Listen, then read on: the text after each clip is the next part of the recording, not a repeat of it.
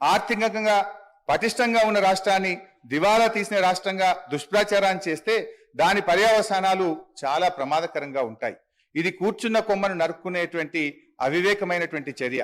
ఈ వైఖరి ఇలాగే కొనసాగితే మార్కెట్లో తెలంగాణకు ఏర్పడ్డ విశ్వసనీయత దెబ్బతింటుంది, పెట్టుబడులు రాకుండా పోతాయి, రాష్ట్రాలకు ఎఫ్ఆర్బిఎం కింద ఇచ్చే 3% రుణాలకు వడ్డీ రేట్లు పెరుగుతాయి, మన తెలంగాణ రాష్ట్ర ప్రభుత్వ బాండ్లకు డిమాండ్ తగ్గుతుంది. దివాలా దివాలా అనే ప్రభుత్వమే దిక్కుమాలిన ప్రచారం చేస్తే రాష్ట్రంలో జాతీయ అంతర్జాతీయ సంస్థలు పెట్టుబడులు పెడతాయా? దివాలా తీసిన రాష్ట్రం నీళ్లు ఇవ్వగలుగుతుందా, కరెంట్ ఇవ్వగలుగుతుందా అనే అపోహలు అనుమానాలు తలెత్తుతాయి. పర్యవసానంగా పెట్టుబడులు ఆగి ఉపాధి ఉద్యోగ అవకాశాలు దెబ్బతింటాయి. ఎన్నికల ప్రచారంలో ఇదే గోబల్స్ ప్రచారం చేశారు.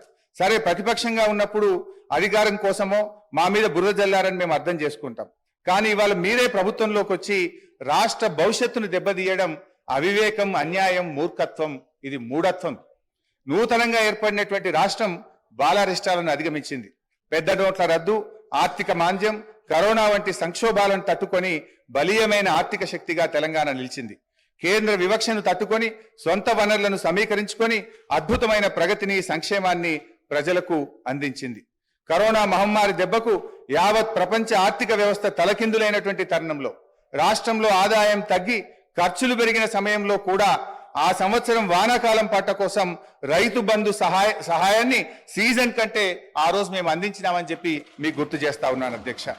ఆ ఒక్క సంవత్సరమే కాదు అధ్యక్ష, ఇప్పటి వరకు ఈ రాష్ట్రంలో 11 విడతల దాదాపు 72,000 కోట్ల రూపాయల రైతు బంధు సహాయాన్ని ఎప్పుడు కూడా పంట కాలానికి ముందే రైతులకు ఉపయోగపడే విధంగా అందించినామనేటువంటి విషయాన్ని గుర్తు చేస్తున్నాం.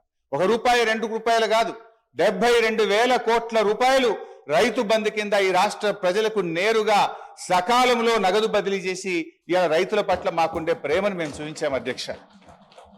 తెలంగాణ రాష్ట్ర కీర్తిని పెంచినాం, పరపతిని పెంచినాం. ఇప్పుడున్న కాంగ్రెస్ ప్రభుత్వానికి తెలంగాణ హృదయం లోపించడం వల్లనే ఆర్థికంగా ఆరోగ్యంగా ఉన్నటువంటి రాష్ట్రాన్ని కేవలం రాజకీయ లబ్ధి కోసం అప్పుల రాష్ట్రంగా, దివాలా రాష్ట్రంగా, ఒక బీమారు రాష్ట్రంగా సృష్టించేటువంటి ప్రయత్నం చేస్తా ఉంది. అధ్యక్ష, మీరు విడుదల చేస్తున్నటువంటిది శ్వేతపత్రాల లేక మీరు ఇచ్చినటువంటి హామీలను ఎగవేయడానికి దారులు వెతుకుతున్న పత్రాల అని మాకు అనుమానం కలుగుతా ఉంది అధ్యక్ష.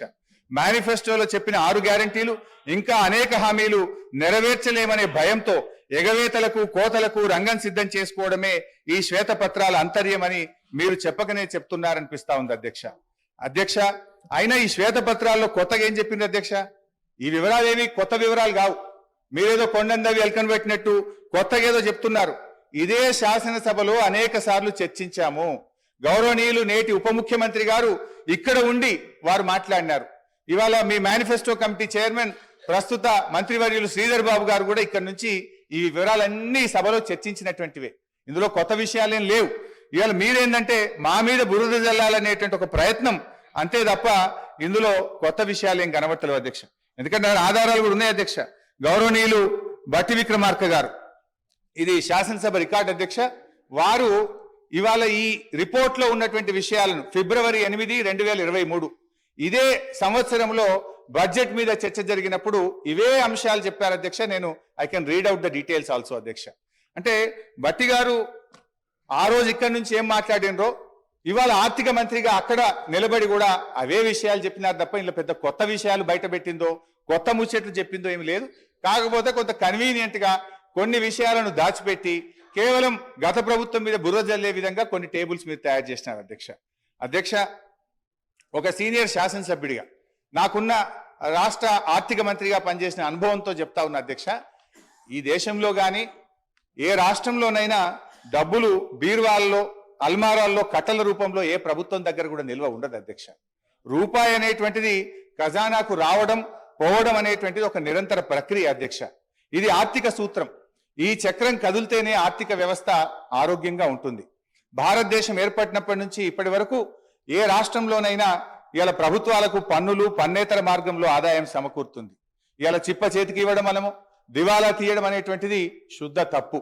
అంటే 2014లో మేము అధికారంలోకి వచ్చినప్పుడు కూడా మేమేమో మాట్లాడలేదే. ఆ రోజు ఖజానా ఖాళీ అని మేమెక్కడ మాట్లాడలేదే.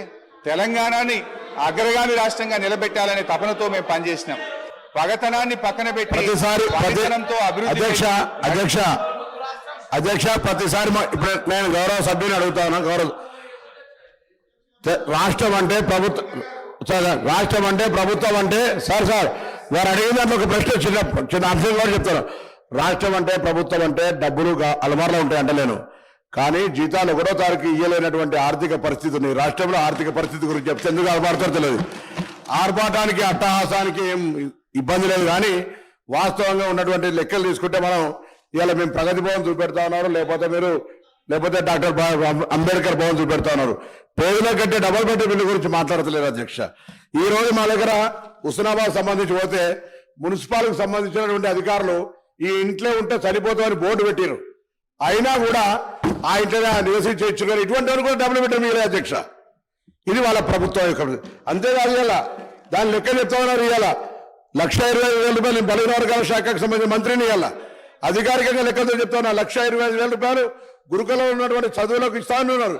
55,000 రూపాయలు దారిలో ఇచ్చేటువంటి బడ్జెట్తో పాటుగా 55,000 రూపాయల బడ్జెట్, 55 రూపాయలు ప్రతి విద్యార్థి కూడా వచ్చేటువంటి పరిస్థితులు చెప్పేది మాత్రం 1,20,000. ఆర్భాటం పేరు ఎన్ని రోజులు నడుపుతారు అధ్యక్ష?